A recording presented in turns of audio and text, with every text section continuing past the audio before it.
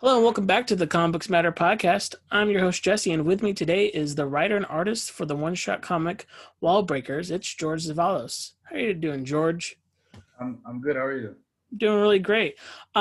So I was reached out by the publisher of the book, SnowyWorks, and when he sent me the link to your comic, I looked at just like the first two pages because I was kind of at work doing stuff, and I Uh, saw the art on the first couple pages. And I'm like, this is one guy doing both the writing and the art. This is insane because the pencil detail on this book is crazy.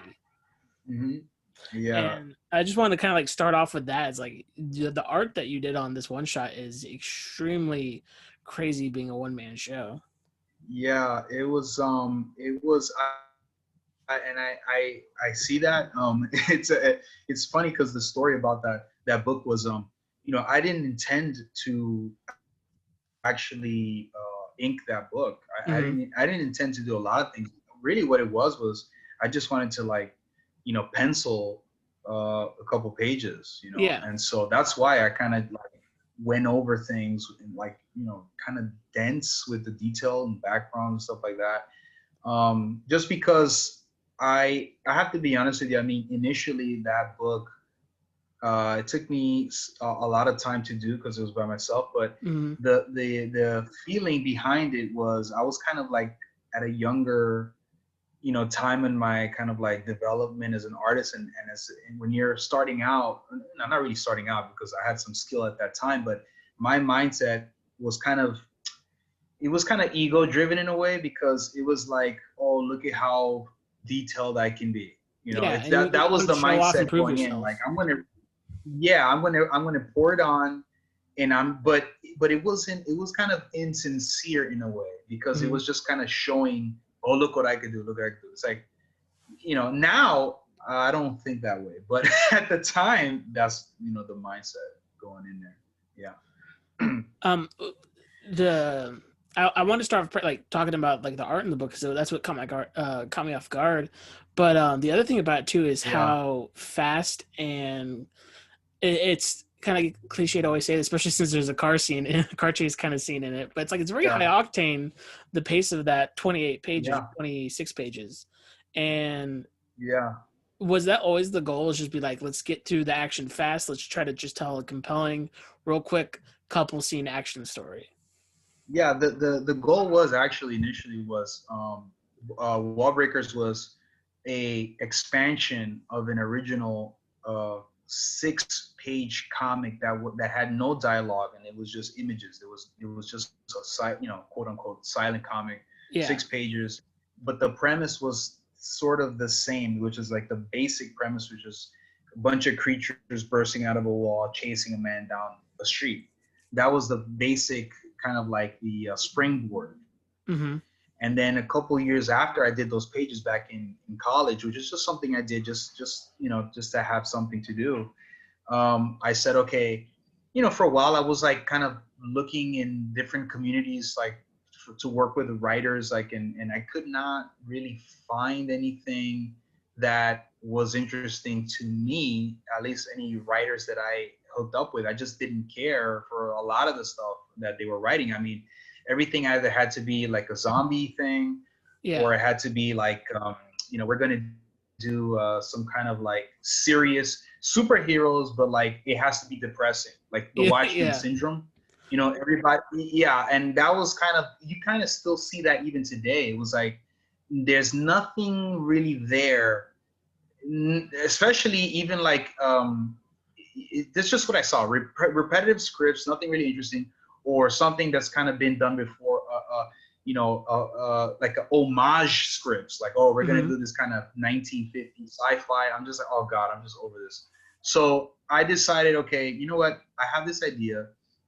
I want to take that and let's just go ballistic. Let's just go as far as I can take it and include everything that I like, which is I don't watch movies too much anymore, but I love all kinds of cinema, Yeah. and I like certain like action flicks, like a Die Hard or French Connection, or Jackie Chan Police Story, or things like that. High octane, like you said, high octane, or even like a scene like in Raiders of the Lost Ark when he's the truck chase scene. Like when I've seen that scene like so many times just because I love the visceral nature of that. It's so like hard and it's so visceral. And I was like, okay, I know comics are not like movies, but that feeling I wanted to kind of take with me as I'm drawing the pages, not to mention also my love of the European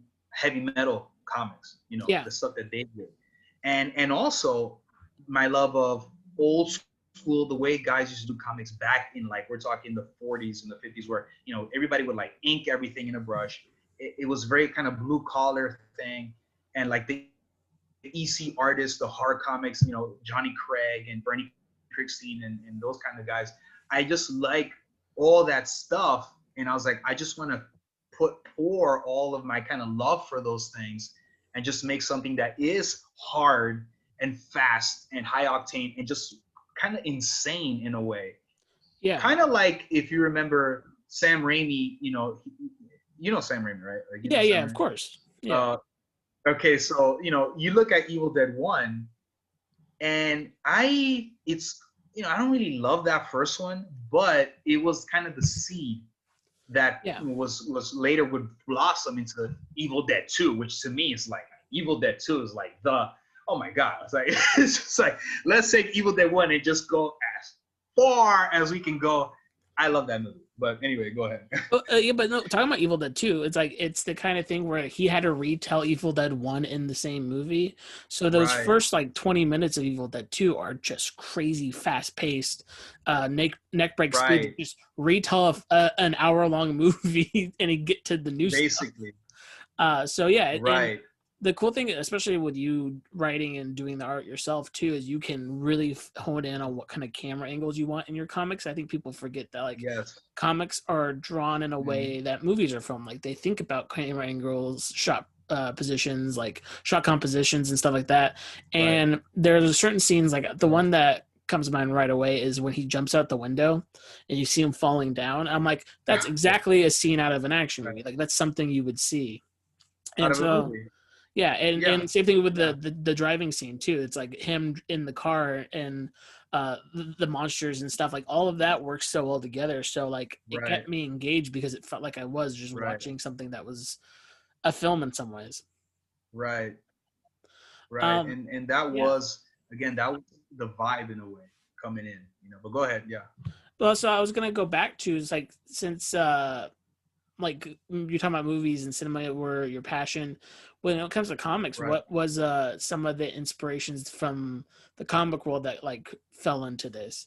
Because I know like deals with like, Cthulhu like creatures, I guess they're like just occultish like creatures. So I'm just curious, like what kind of stories inspired this?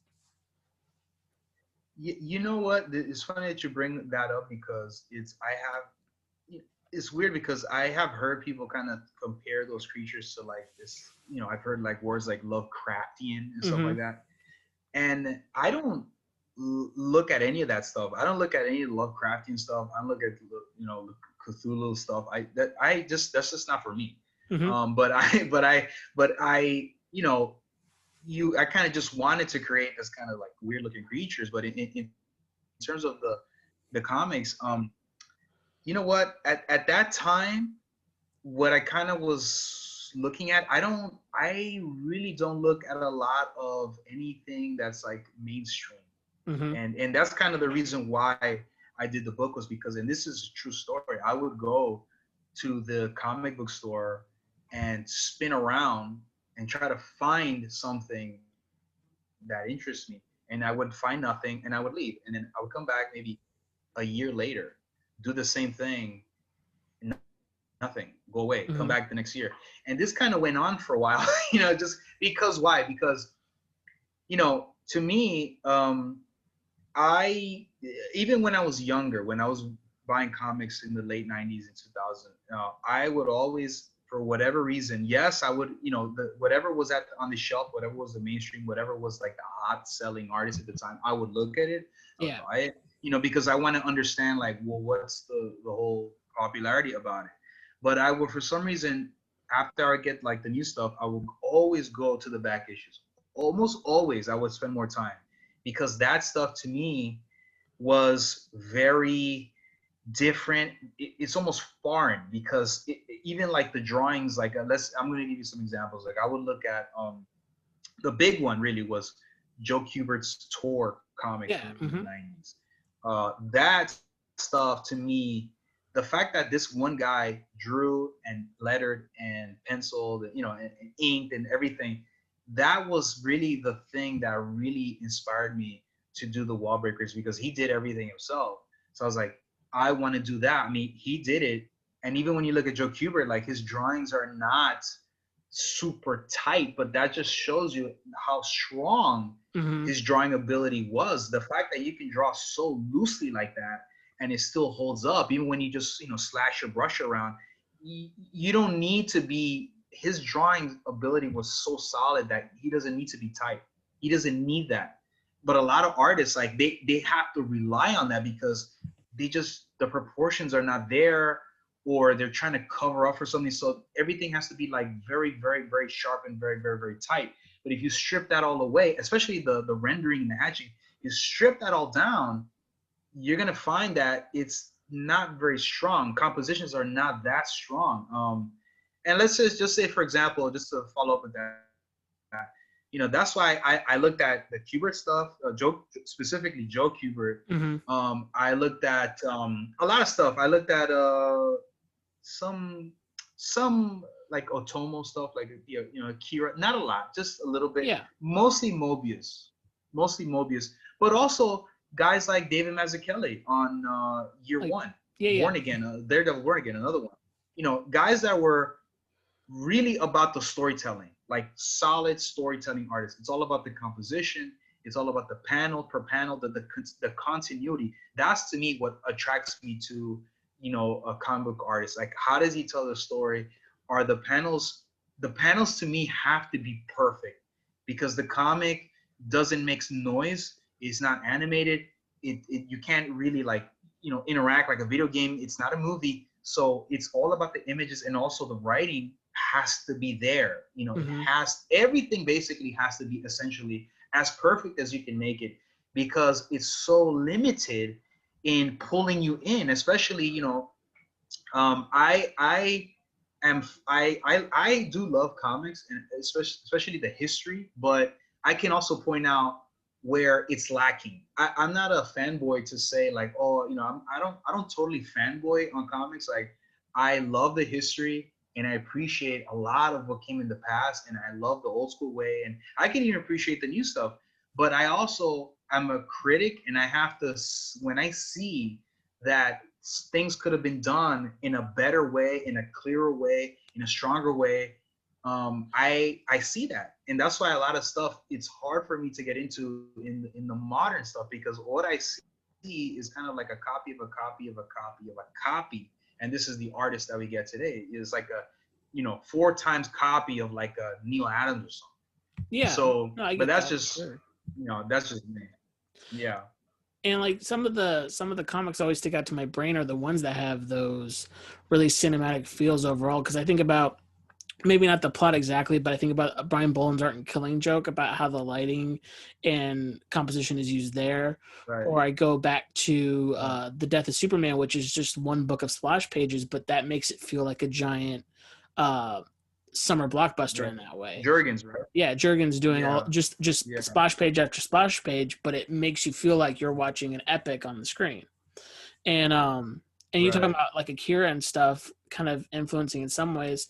I think manga now, more so than ever, is doing that more than most Western books. I think about comics that have been going on for ages, like Baki, or new stuff like Beastars or things like that, where they really do try to focus on how am I setting the stage for this narrative. And it has to be like a stage play in some ways, where like the characters have to be in different areas, different focuses, and not feel like they're on the same playing field. Yeah, I mean, that's why to me it's like it's really like you really have to be this is just me. You have to be really clever when you're doing comics. You have to be really clever, because you have a limited space per page. You have a limited, certain limit on how much time you want to dedicate to an issue, how much room that you want to fill with dialogue. Everything you got to really pick your shots. So Yeah. I take my mindset, or at least from what I learned from doing this book, which I learned a lot, by the way. I made a lot of mistakes and had to fix a lot of mistakes. But my mindset, leaving it, was it's almost like the mindset of like a boxer, where it would be stupid to just show up there and just flail your arms around. You're gonna get tired. You're probably not gonna hit the target, and you're gonna get knocked out. So you got to come in there and you got to pick your shots. And sometimes you got to go light with the jab. You set it up and then you go hard for the knockout. But you got to pace yourself. You got to time it, and you got to look for where to hit hard, where you go, you lean back a little when you defend. You got to pick your shots. So that's kind of how I think about, making a comic, really. Yeah, and I think and you talked about with how you came to approach the story for Wall Breakers. I think what kind of story you're telling also helps approach how you're going to show it. Because I think about Watchmen in a lot of ways, how Watchmen reads kind of like a newspaper story in a lot of ways, like this is, or a journal entry. And so with that 9-panel grid, you're getting snapshots of everything instead of a fluid motion of everything like most comic panels. And I think that's why those work so well together, is because you're not reading a fluid like set piece to set piece to set piece story with Watchmen. You're reading basically journal entries or newspaper scraps of this narrative that's happening. And so those screenshots of the 9-panel grid help with that kind of breakup of the flow of the story. Yeah. And I think it's also, they did it for economy. They really, they needed as much storytelling as possible, within that book, because it's so dense. So they kind of did it that way, I think. But it did work, for them, in that sense. But when it comes to you making your own books, have you ever is this the, I know this is at least your first published one, right? Yeah, this Wall Breakers is, originally it was not in its entirety, but originally it was published by Alterna. Okay. Previously, I would say back in 2019, it was within an anthology. I think it was called they don't release the anthology anymore, but it was called the Horror Anthology 2019 or something. Gotcha. And so, but it was not the complete story. It was just like a few pages that they would let me put in. And so later on, because of SnowyWorks, right, Drew, we kind of like ended up talking. That was going to be actually in another anthology, but we ended up talking, and I was like, okay, let's do a one shot. And I added an extra 2 at the end because he wanted to have a certain number of pages. So I added an extra 2. So if you look at the book, you can see that those last 2 pages are much more kind of economical. Yeah. You could tell it's more design heavy because my mindset changed a little bit by that point. So, which is interesting. And so I'm curious, like, since this is technically like your first real big work, do you have like a sense of what kind of collaborator you would be, either as a writer or an artist? Like, what kind of detail-oriented scripts you need, or what kind of scripts you would deliver in that kind of way? Say again. Like, can you say that? Yeah, I repeat it. The basic is like, as if when you eventually, hopefully, or if you want to become a collaborator with another artist or another writer, do you know now, doing this on your own, what kind of scripts you want to receive as an artist, or what kind of scripts you want to deliver as a writer?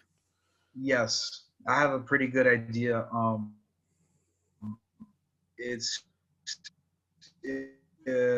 To me, well, first of all, if I do, I am open to collaboration. I mean, I didn't read that book just because the way that I was thinking, in the way that I wanted to do that book. I wanted to do something that was,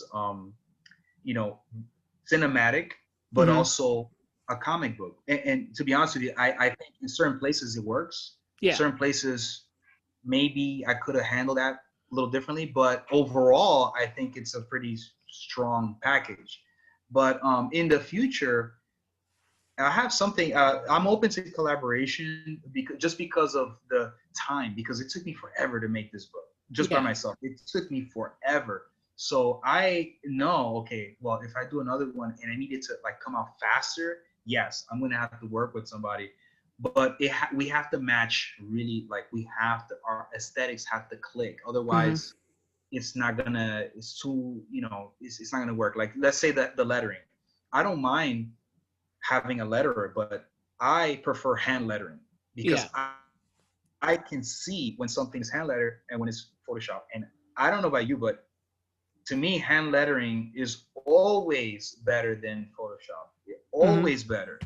I see it and I can tell this is hand lettering, this is Photoshop or digital. And I need to see that because little things like that, the lettering, even inking, I've seen digital inking and I've seen the real stuff. To me, it's just there's no comparison. I rather have somebody do it in person. I want to see the brush strokes. I want to see the nib. I want to see that. But the digital stuff is too clean. It doesn't look like a person did it. It's just too clean. It's too Hmm. fake, too digital. So things like that. It's like if we can find somebody who wants to do hand lettering, yeah, let's do it. Or coloring is another thing. It's like so I'm open to the collaborate, even writing, but we have to really we got to really be in sync.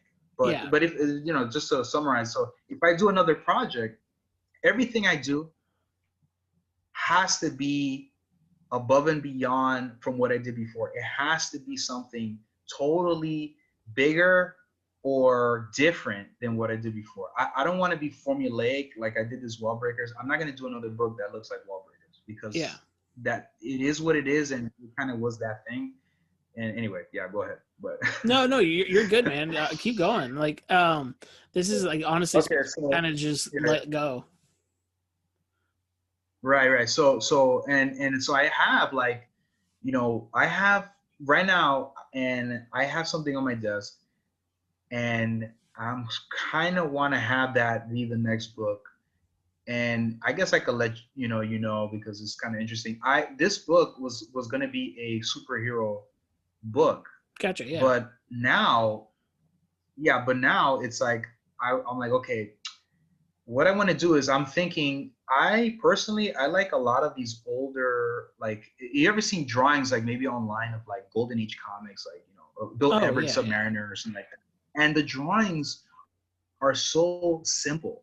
They're Hmm. kind of crude in a way, especially like those early Superman or Batman. It's like so crude like that.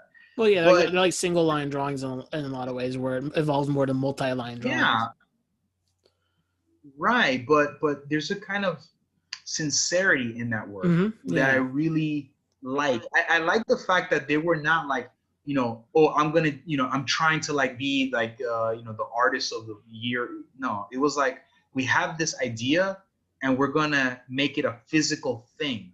And so no matter how crude it's going to come out, that's not the point. The point is that it's out of my head and it's on the paper and Yeah. I'm giving you this idea of Superman. I'm giving you this idea, of like a Batman so you can see what I see, right? And so there's this kind of like authenticity there that I could see it, and I love that. So if I draw something in this new book, it's obviously it's not going to be like purposefully crude. It's no, not at all. But there's this kind of feeling of like, okay, make the drawing honestly. Hmm. Don't draw something to try to impress because that would be lying, and I don't want to do that. I want to draw. The next one I do is real. It's like, okay, this is how I want to draw, and the drawings are going to be very clear, very bold, and very clear. Almost like I don't want to say almost, but I'm thinking of like Tintin or Yeah, something like for that. sure. Yeah. But it's not going to be as like nice. It's going to be heavy, so and kind of like accentuating the kind of like the feeling I have when I think of like American superhero comics, the feeling that I get when I think of that, the concept, which is heroic, bold, bombastic, pure, iconic. That's what I think of. So I'm Yeah. trying to get that feeling, in the next book. Uh, every time you draw a new book, do you feel like you're going to be switching up kind of the style of your drawings every time? Because I know, like, you're not exactly saying that it's not going to have the same kind of um, line work as like wall breakers, but it's going to be a different feeling of that line work in a lot of ways. Are you going to try to give a different feeling with each work you do, or do you think you're going to finally fall into something eventually? I don't know, but it's just I want to be as honest as I want to be like as honest as possible. You know, Yeah, even for if you see sure. some of my even if you see some of my drawings like now, my most recent ones, I really love them because and I got a lot of this I got from looking at animation. Hmm. You know, really good animation. Their drawings. If you ever look at those, like just the drawings before they, color it and make the acetate over it, they're so simple, simple drawings, like just a line, but Yeah, the drawings are perfect. So that's a lot of. That's a great artist. When I see like a, Max Fleischer Superman, yeah, yeah, or some of these like Disney, we're talking older Disney like the Dalmatians, Milt Call.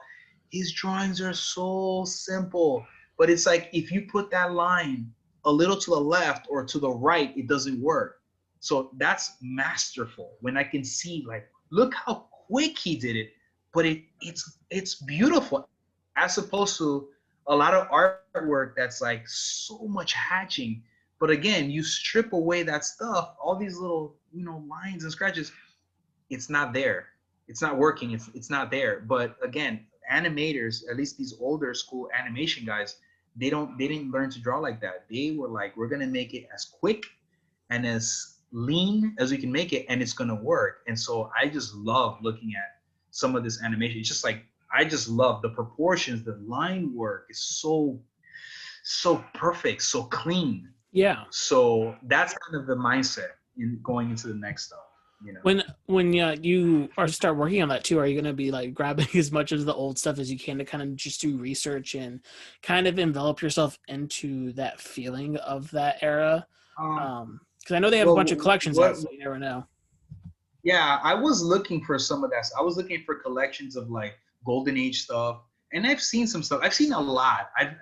But I'm up to the point where I kind of know, it's not gonna be like a faithful copy of gold. That's not what I'm doing, because that would be kind of corny. Like I'm not gonna try to make this book look like it's an old book. No, I'm not doing that.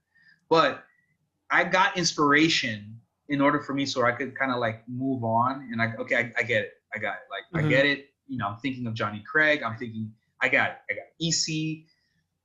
I get that. So, so I can move on. But what I will be surrounding myself with is, you know, sometimes it makes me feel good to see, like, give you an example. The other day I saw like a Miyazaki movie like Porco Rosso, or he did a movie, I think the first major film, Castle Cagliostro, was Oh Lupi the yeah, of Third. course, yeah. And yeah, yeah. If you go to YouTube, like there's this famous like car chase in that movie, and I just love looking at those. I mean, I'm looking at drawings when I look at Hmm. those animated films. They're just drawings. I'm looking at them. Yeah, So I'm looking at these drawings, and it makes me so happy to see the drawings. I just love looking at that stuff, even though I'm not going to draw at all like that anime style, but I can acknowledge like, wow, look at those drawings.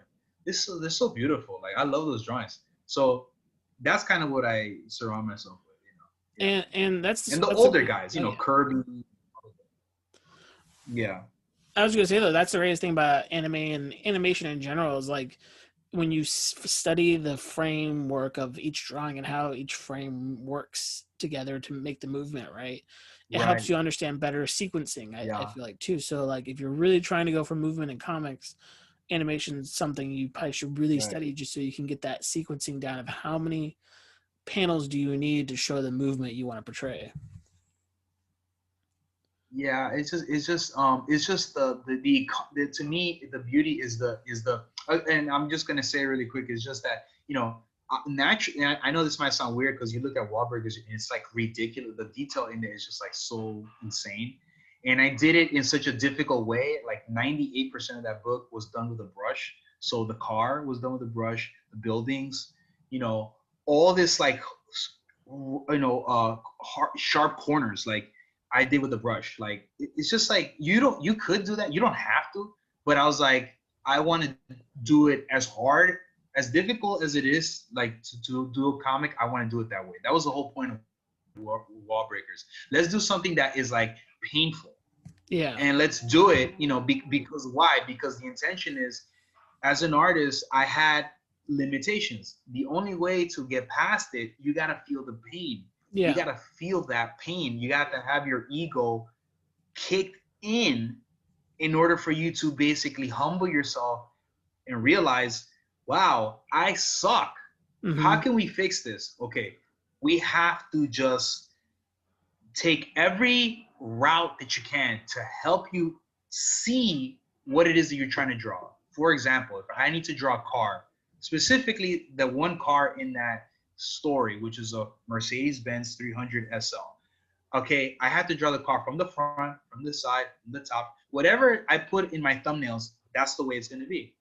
Now, thinking retrospectively now, there are a lot of easier ways I could have handled that. You could have got a 3D model, you could have traced that, you could have done it an easier way. But at the time, I was like, you know what? I don't want to mess with all that. Let me just like look at photographs and try to figure this out. Yeah. And it was hard, maybe kind of dumb.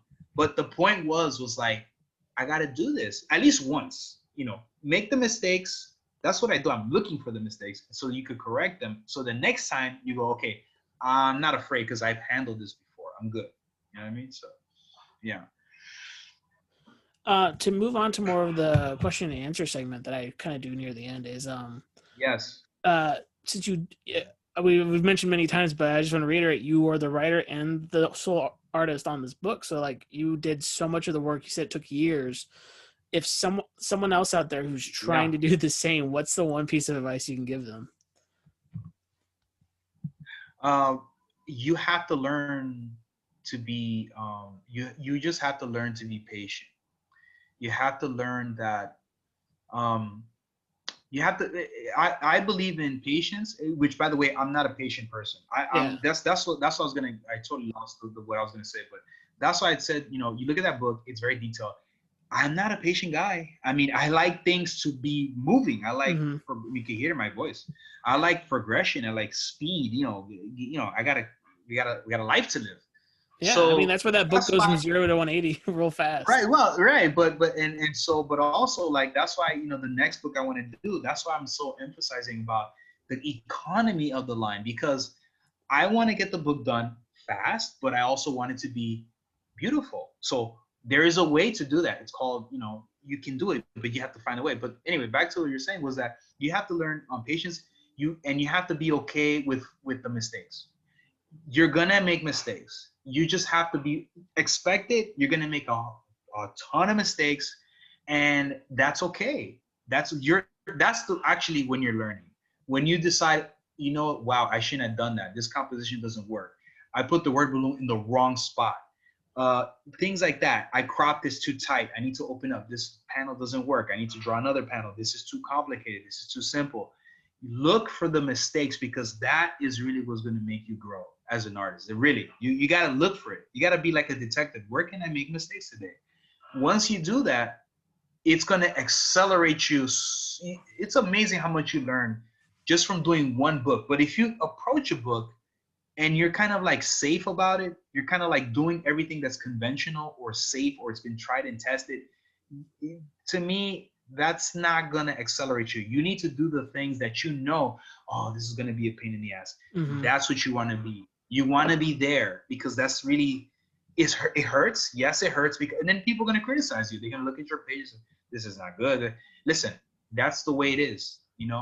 The faster you dive into the pain, the quicker your skill is going to advance. So it's like you got to they have a saying, I think, in the military, embrace the suck.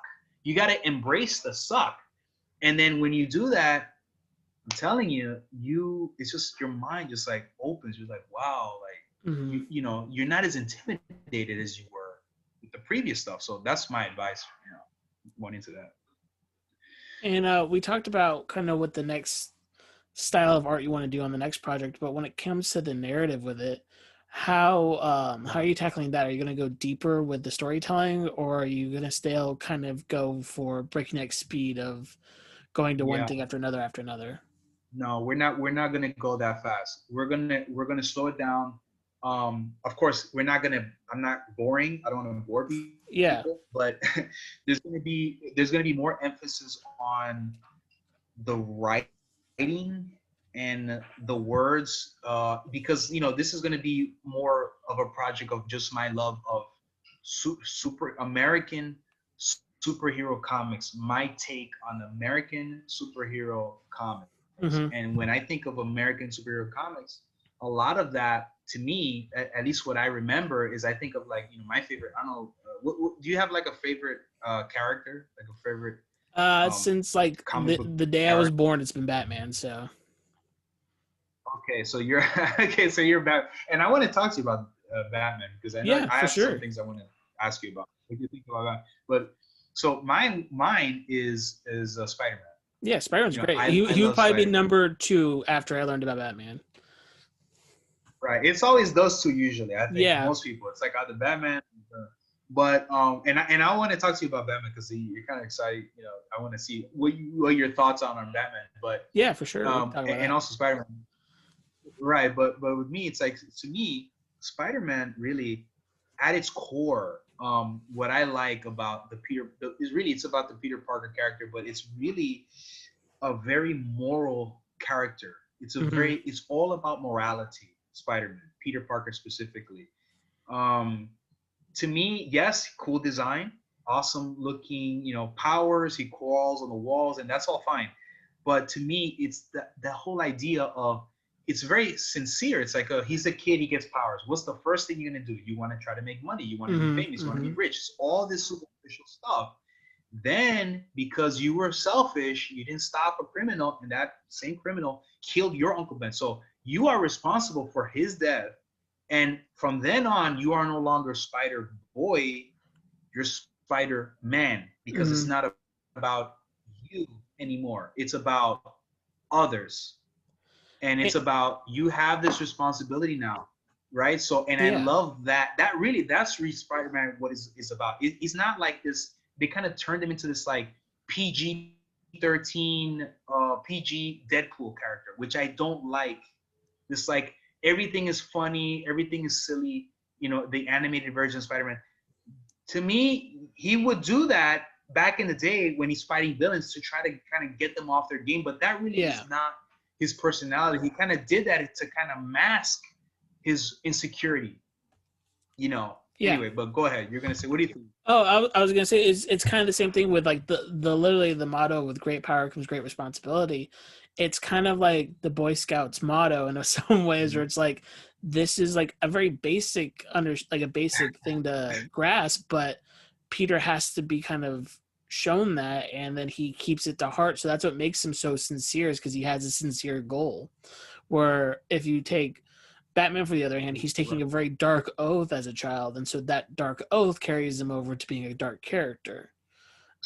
So it is very Right. interesting seeing those dynamics, because they both have two phrases or two things that they're holding on to, but one's more sincere and one's darker. So that's where those characters' personalities come from. Yeah, it's a the well, to get back to the Batman character, like, I like to hear your take on him. For me, I liked Batman when I was very, very young, but it was for Yeah, the superficial things, like the car, the outfit, yeah. the gadgets. So I liked it in the movie, the '89 Batman. I really love that movie. But when I got older, Spider-Man became the guy, because it was just the morality of it really was Yeah. what got me. And when I think of Batman, Batman to me, that whole world is interesting, because to me, he's just kind of like a crazy person. And all his rogues gallery are a bunch of crazy people, Yeah. because he kind of had this trauma, but he never got over that. It Mm-hmm. stayed with him. He relives it. This man has all this power, all this wealth, and yet he feels he's the one that has to run out and clean up Gotham, which is never cleaned up. Yeah. And it's this repetitive thing. And the only thing that kind of, we're talking, the only thing that separates him from all these other, because he's crazy, dressing up like a bat.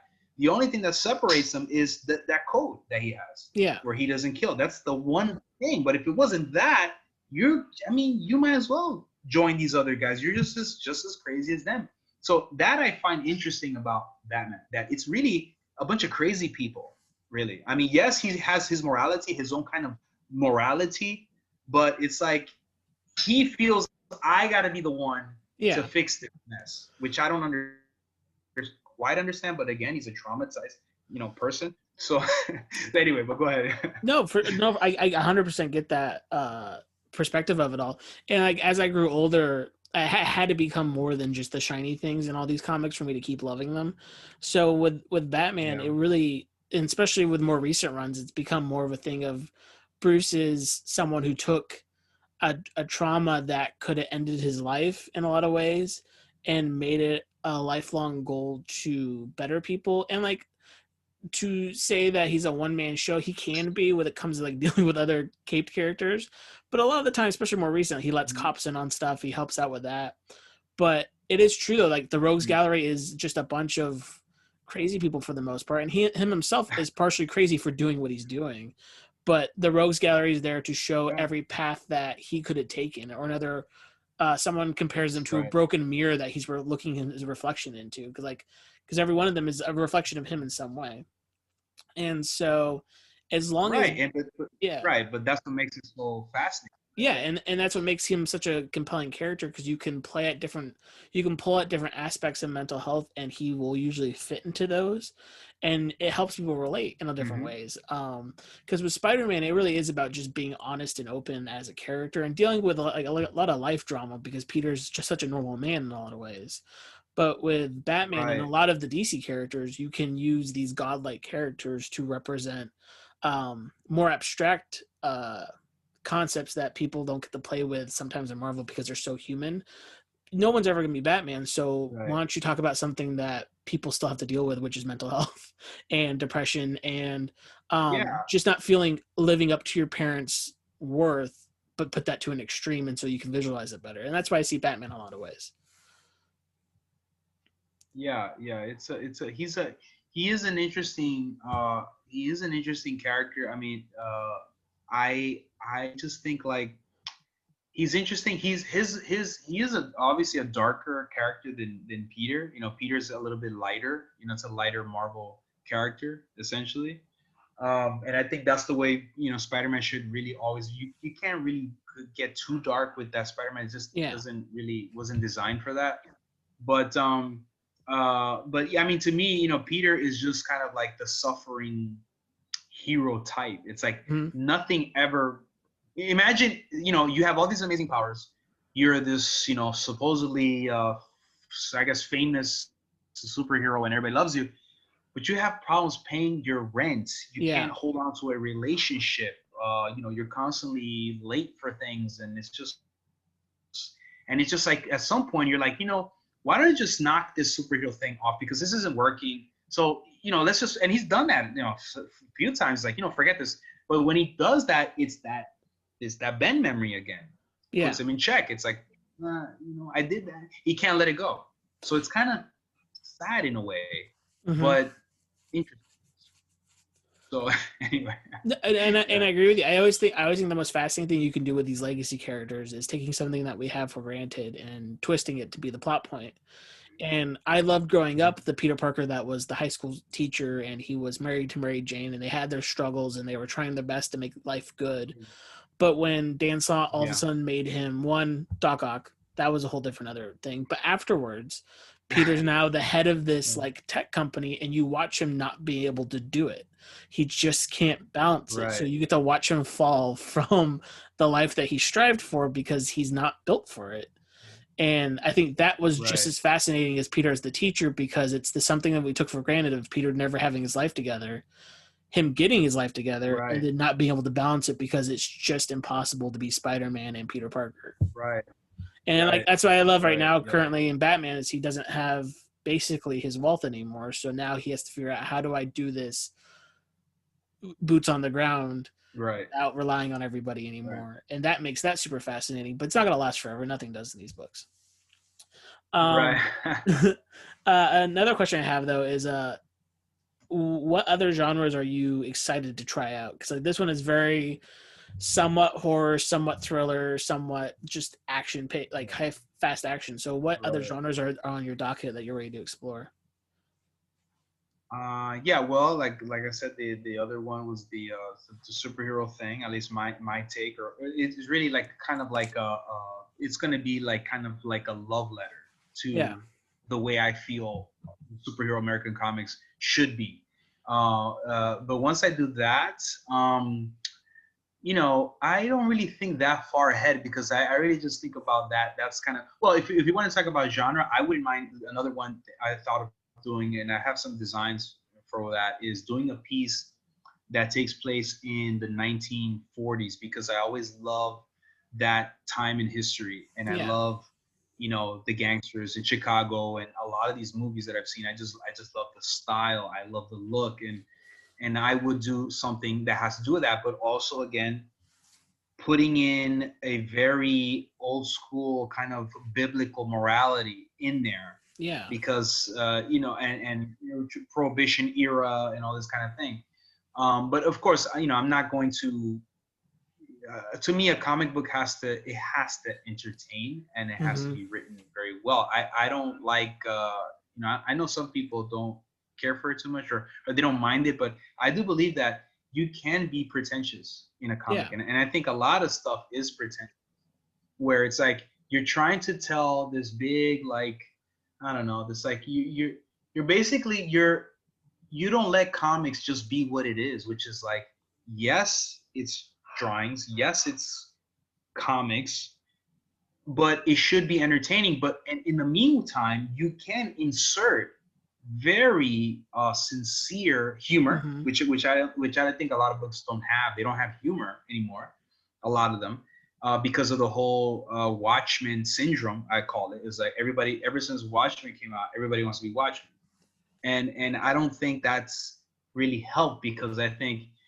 was, to me, when I would read some of this like Peter David Spider-Man, and I would literally laugh. Some of that dialogue that he put in there, I think it's just like, oh, this is funny. I mean, he Yeah, said this to this villain. That's kind of funny. He said, and I like that. I like that. I'm kind of like, oh, that's kind of funny. But um, it's like you can write things that are very, as long as they're true, as long as you're not trying to be pretentious, and you really strive. Oh, this is serious. This is such a serious. Listen, you can be very sincere and very honest at times here and there in what characters say and how they act, and that's kind of how you. I like feeling authenticity, genuine. I don't like fake things, like you're trying to manufacture some kind of like deep meaningful thing that is not even, you don't even really believe it yourself. You're trying to manufacture a book yeah, that you want it to be like an epic book, and I don't think you should do that. If it happens to go that way, it's purely organic. You didn't design it to do that. You know what I mean? So, but anyway, yeah, go ahead. yeah. No, I get where you're coming from with that. The last question I have, and this one's just kind of I always find Yeah. fascinating, especially when you're doing all the work yourself. What do you listen to while you work? Like, do you put on music? Do you do silence, or do you do something else? Yeah, that's a wow, that's an interesting thing. You know what? I know it sounds weird, but I mean, if I really like some music, I really can't draw that well because I'm listening to the music. Yeah, But I do listen to it just to kind of get me relaxed before I start drawing. Like when I'm looking over the sketches and when I'm sketching, when I'm laying out things, yeah, I'll put on some music and do that. And so, but it changes over time. Sometimes I'll listen to like Alice in Chains, or yeah. sometimes I'll listen to like Depeche Mode or something. Like it just changes. Or sometimes I'll listen to just like ambient. Like there's a guy called Patrick O'Hearn. It's like so like ambient. It's like what you hear like at yoga or something. It's like Hmm. so ambient. But it just changes. Really, I can actually hear like music in my head. Like when I draw that car chase, like I could hear the kind of music if I did it in a movie. I could. Oh, I want it to be like this. It has to sound like this, so I can hear it. It's like a very drums, heavy percussion, very rhythmic. I get that. Um, But yeah, that's kind of what I do. I mean, do you draw, by the way, or do you I write? don't. I just write. Are you any of Yeah, those things? like my artistic expression is just through writing. I don't have any drawing talent whatsoever. So do you listen to particular music to get you in the mindset, like when you're writing? It depends on what genre I'm working on. Really depends on what I'm writing. Mhm. If it's something that I've had planned for a while, I will even be really terrible and listen to audiobooks sometimes when I'm just kind of in the zone because the words are Right. just kind of flowing and I'm not really thinking about what I'm writing. I'm just kind Yeah. of letting it go. But if it's something that I have to be really honed in Right. on and make sure I'm watching paces and stuff, I usually just put on musical scores. So there's no words usually being said. It's just tune. And Right. depending on the genre, it depends on what kind of score I would put on. Like if I'm writing something dark, it's usually going to be a darker score that's more ambient. If it's something lighter, it's usually something from an action movie or something even older from like an epic or something like that. And when you're writing, because I kind of, I like getting in your head a little bit. Yeah, for sure. When you're writing, yeah, when you're writing, do you, because I'm assuming these are like you're writing scripts for comics, right? Not most of the So time. I've tried it a few times, but usually it's just short stories. okay, sure. So okay, so because I noticed like you know when I was kind of like doing like kind of freelance stuff, and I would work with other writers, Mm, they would give me scripts where they would like literally tell me, okay, panel one this happened, panel two, they'll break it down panel by panel. And what I always say is that this is the thing. I mean, yeah, that's fine, but a lot of writers, at least what I work with, their writing is a very different thing. It's like, because a lot of times writers, it's more about, at least in my experience, it's more about, if you're doing a story like a story with people talking and stuff like that, really the dialogue is really where it's at. I mean, yes, you yeah, could put in descriptions, but what the characters say, that's like everything. That's life right there. yeah, Because you could look at like a script like Walter Hill, who did like Warriors or something, and I looked at his script, his movie script. It is so lean. I mean, it's like a car goes down the street and police shoots at it. It's just giving you what happens, because it's not important. You figure that out visually. That's whatever. You're just giving him the bare bones, because what you're emphasizing is to focus on the words. And so I wonder, like with you, it's like when you write, do you just like, I think you mentioned it, you just kind of go with it and then you come back later and you yeah. like, how do you For do the it? You for the fix most it? part, I kind of just let it go, and it might be just me studying too much of the Stephen King world of writing, which is just don't plan anything out, just go with the idea and see where it goes. Let it just inflate until you get to a point where you think it's ended. And there's some things I do plan out when I actually have extra details coming to me, but for a lot of short Yeah. stories, I will like drop them for months because I don't have an ending and I can't think of an ending, and then the ending will come to me, so I'll Right, go back to it real fast and finish right, it.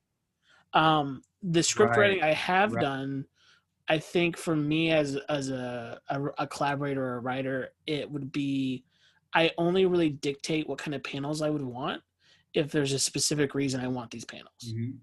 But if I don't really have a Hmm. real narrative reason for the panels to be structured in any way, I would hope the artist then would be able to Right. just read the brief descriptions and then see the dialogue and kind of get where I'm going with all of that, and and then kind of Right. just show off in a lot of ways in that way. And do you usually, like, if an artist comes back with a script like that you wrote, do you usually feel like that they did a good job, or better than what you imagined, or how does that been for you, For the most part with my working with artists? collaborations with artists, it's mostly on the short story stuff because what I did with a couple of collections is I sent them to an artist friend of mine and I said just read the stories and Hmm. pick the main element of the story and then do an illustration based off that. And that's how like we did our collaborations for the two collections that I put together. And for Right. them, I think all but like maybe one or two because they were a bit difficult with concepts. He just Hmm. nailed off the bat. He just understood what it was going for, and then just drew one illustration, and it's like, yep, that's it. Just refine it. You're good to go. Right. Okay. So Wow. for the most part, I want to work with artists that I see their work previously, and I know like these guys get it, and I trust them to just get it off the bat for the most part, because they kind of Wow. have a concept of, like, I don't. I mean, I want to work with the people in general if I can, but like Right. if I can see someone doesn't understand the concept of just what, like, what, just get meaning from something in general, Mhm. which I don't think most artists that are working today have that. I think they can just like read something and be like, oh yeah, this is what it should look like then, because all of us are writing Right. and drawing and visual mediums, so we're like, we get it. um but I trust that Right. the artist knows enough about what they're doing to just read the thing and be like, okay, this is what he's looking at then, because I see it in the dialogue or in the few lines of description. And I'm not such a hyper focused person to detail everything out, because I can't visualize every detail myself. I only have a rough outline, and that's what I have to write. Right. I am no Alan Moore Okay. that I can see what describe what kind of light bulb is in the lamp. you see. That's interesting. You're right, because with me, I know exactly. Like and it has to be exactly the right angle, the right composition. Where the word balloons is like it has to be a very specific way. I think Yeah, that's why, I ended up doing things myself, because there's no way that it's like I'm gonna work with somebody. they're they just, and it's just me, like, unless I am open, to change. If I think it works, then I'll let it go. I'm like, yeah, no, yeah, this works, we'll go with it. um but overall, I'm too specific, like exactly specific, like I yeah, can see it, I know it. If I don't have this, it's just not gonna work. yeah, But and let me just say, let me ask one more thing, because you yeah, watch like movies. Are you yeah. into I movies? watch movies. Yeah. So okay, so can you, because I always love asking the question. Is there like a, can you give me, this might be hard, but can you give me like three recent films that you thought was just great, just stellar? Mm, like I recently Yeah. watched, or I recently saw for the first time, because I definitely rewatch movies more than I've been watching new movies. Yeah, you can do rewatch as well. Yeah, either one. It's Yeah, let me actually, I might have a list, so let me pull that up real fast. Um, fine. Yeah, I try to right. catalog the Maybe stuff I three is do. actually too small a number. No, Yeah, but yeah. I recently, like literally like last week, I rewatched The Raid 2, the Indonesian action Okay, Raid movie. 2. Yeah. And the thing about that movie, for most part, is it's able to do really amazing action scenes and different set Mhm. pieces, but keep them closed off in a way that makes you feel claustrophobic. Like there's a giant fight scene in the middle of a club, but it's so tight that it still Right. feels you're struggling to breathe while everything's happening. And I think that second movie for sure has a great visual style to it. Another one Right. that I've watched recently, Okay. because it was the month of Halloween not too long ago, is I watched Halloween for the first time. Hmm. And I don't think Halloween is Okay. would scare anybody today, but I think as Right. a filmmaker, John Carpenter really had a good focus of how to build suspense and how to Right. make you question what's real and what's not in some area, especially with Michael Mhm. Myers. Like, is he actually there? Is he not? But then Right. once he really does become a presence on the scene, he is a massive force that presses down on you as a viewer, Hmm. and you don't feel that relief at all throughout the rest of the movie. And I think that was really well done. I'm Right. Right. trying to think what other movie this year would really work with that. Um, let's see. I mean, I watched Parasite way earlier this year. Like this is way earlier, but Parasite in itself, I know it's an Right. Oscar winner, so people are like, well, maybe it's overrated. I think it stands out because Right. it is a movie that is made off of visual effects in more ways than people realize, and the Yeah. design of everybody's placement in that house and their blocking and how they're divided Right. from each other and stuff, I think is super fascinating. Mhm. And I think that's a movie that people can Right. learn from for a long time, of how to build tension and how to separate characters to give them kind of their own spaces. Yeah. I've heard about that. I actually heard about Parasite back when I was in Korea. They were telling me about it hadn't come to the States yet. Yeah. You're telling me about, oh, you should go see the movie Parasite. And I to this day I haven't seen it, but I will see it and I want to see it. You know, I've heard so many good things about it. But back to the you mentioned the Carpenter.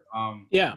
You know, uh, Carpenter is I think for me my favorite of his films. I mean, probably either The Thing or They Live. I would Okay. say Yeah. those are the two that They Live more so for the concept, Yeah. you know, the idea, the glasses and everything, and what it actually says is actually quite true. You know, it's like Yeah. everything around you is pushing a message on you. It's propaganda, basically. I mean, everything is selling you something. Really, and They Live. I just think that not The Thing. You know, special effects. It's just crazy. You know, insane, brutal kind of movie. Kind of fun, kind of disturbing, like kind of horrified. I mean, not horrified, but it disgusts me, grossed me out. Yeah. But the movies the movies that I really like, that I could off the top of my head, the last one was when I went to go see Joker Yeah. Yeah. in the theater. Yeah, that was a really that was an experience, that movie, because it was really, I didn't think that DC would go that far. That's kind of what shocked me, was like, you know, I didn't think that they would pull the trigger. I didn't really think they would do that. Not only that, but the way that movie, like a lot of movies, but specifically I'm thinking that movie was a mirror towards what was within the audience that was watching that film. In other words, there were scenes where the violence was extreme, and there were some people in the audience that were actually taking joy in seeing that. Mm-hmm. And that was disturbing, you know, being in the audience and seeing people like kind of like happy. And then they would tell me these kind of stories about, well, it was justified that he killed this guy. I said, no, Yeah. Yeah. no, it's not. And you are crazy, you know, because, but hey, but this is where we live. And also I think, you know, one more thing about that was that speech that he, at the end, where he kind of talking to that audience in that talk show, that was directed to us at that particular time in the world when that movie was released. That's why I think that movie was really such a, and it's so economical, not a Yeah. wasted scene. It opens, there's things where you can interpret, like, what does this mean? Is this really here? You know, there's a lot of things in that movie. I think it's probably the, out of the DC movies, the newer ones, I think that's hands down, that's the best one, without a Yeah. doubt. Without a doubt. Yeah. Well, George, thank you for being on the show with me and talking for me for so long, because I know it's later over there for you. It's been a really good talk, and your book is just really stellar. And so I wanted to just shout it out again, like, check out Wall Breakers. It's on Comixology. But George, do you have any social media that you want people to follow you at all, or do you just kind of keep off of that? Yeah, they could follow me on Instagram at Simpler Boulder. So simpler, just like, you know, the word simple, simpler, and Boulder, not like The Rock, like text, you know, Boulder, Simpler Boulder, no underscore, no nothing, just Simpler Boulder at Instagram. And you know, they can follow Drew, the publisher, SnowyWorks as well, SnowyWorks.com, and you can find my book and a bunch of his other work there as well. So yeah. All right, thanks, George. And you can find this show on Twitter at Comics Matter Pod, Facebook.com at /Comics Matter, and you can email me at comicbooksmatter@gmail.com. If you have any questions for future guests, have stories about how comics impacted your life, or you want to be a guest on the show yourself, you can reach me at all those places. Don't forget to leave us a review on any platform that you listen to us on, and tell a friend about the show. The logo for the show is done by my friend Steven. The theme is Join a Restaurant by David Szesztay. And lastly, remember, be good to one another.